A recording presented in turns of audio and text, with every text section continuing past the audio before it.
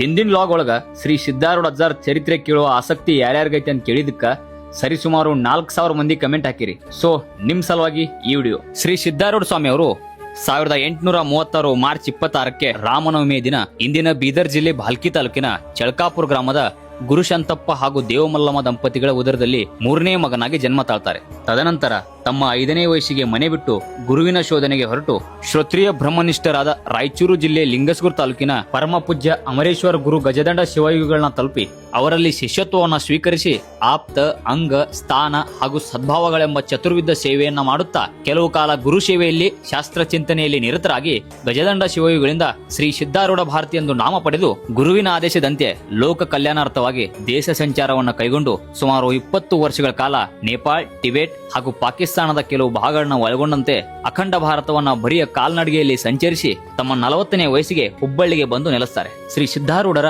ಬಿಳಿಯ ಬಣ್ಣದ ಸರಳ ಉಡುಗೆ, ಆಡಂಬರವಿಲ್ಲದ ಸಹಜ ಬದುಕು, ಭೇದವರಿಯದ ಮಾತೃ ಹೃದಯ, ಉದಾತ್ತವಾದ ವಿಚಾರಧಾರೆ ಹಾಗೆ ನಡೆನುಡಿಗಳಲ್ಲಿರುವ ಏಕತೆಗೆ ಜನಮನ ಸೂರಿಗೊಂಡವು. ಹಿಂದೂ, ಮುಸ್ಲಿಂ, ಕ್ರೈಸ್ತ, ಹರಿಜನ್ ಎಂಬಿತ್ಯಾದಿ ಜನಾಂಗದವರು ಇವರನ್ನ ಗುರುಗಳಾಗಿ ಸ್ವೀಕರಿಸಿದರು. ಸ್ವತಃ ದೇಶ ಪ್ರೇಮಿಗಳಾಗಿದ್ದ ಶ್ರೀ ಸಿದ್ದಾರೂಢ ಸ್ವಾಮಿ ಅವರು ಹುಬ್ಬಳ್ಳಿಯಲ್ಲಿ ನಡೆದ ಸ್ವತಂತ್ರ ಚಳವಳಿ ಅಧಿವೇಶನದ ಅಧ್ಯಕ್ಷತೆಯನ್ನು ವಹಿಸಿದರು. ಅದರಲ್ಲಿ ಮಹಾತ್ಮ ಗಾಂಧೀಜಿ ಹಾಗೂ ಬಾಲ್ ಗಂಗಾಧರ ತಿಲಕ್ ಅವರು ಸಹ ಭಾಗವಹಿಸಿದರು. ಸಿದ್ದಾರೂಢ ಸ್ವಾಮಿ ಅವರ ವ್ಯಕ್ತಿತ್ವದಿಂದ ಪ್ರಭಾವಿತರಾಗಿ ಅನೇಕ ಜನ ಮಹಾತ್ಮರು ಅವರ ಸಂಪರ್ಕಕ್ಕೆ ಬಂದಿದ್ದರು. ಅದರಲ್ಲಿ ಸ್ವಾಮಿ ವಿವೇಕಾನಂದರು, ಋಷಿಕೇಶದ ಸ್ವಾಮಿ ಶಿವಾನಂದ ಸರಸ್ವತಿಯರು ಹಾಗೆ ಶಿಶುನಾಳದ ಶರೀಫರು ಕೂಡ ಒಬ್ರು. 1929 ಆಗಸ್ಟ್ 21ಕ್ಕೆ ಶ್ರೀ ಸಿದ್ದಾರೂಢ ಸ್ವಾಮಿ ಅವರು ತಮ್ಮ ಪರಮ ಶಿಷ್ಯರಾದ ಗುರುನಾಥ ರೂಢರಿಗೆ ಒಂದು ಕೋಣೆಯಲ್ಲಿ ಕೊನೆಯದಾಗಿ ಗುರು ದೀಕ್ಷೆಯನ್ನ ಕೊಡ್ತಾರೆ.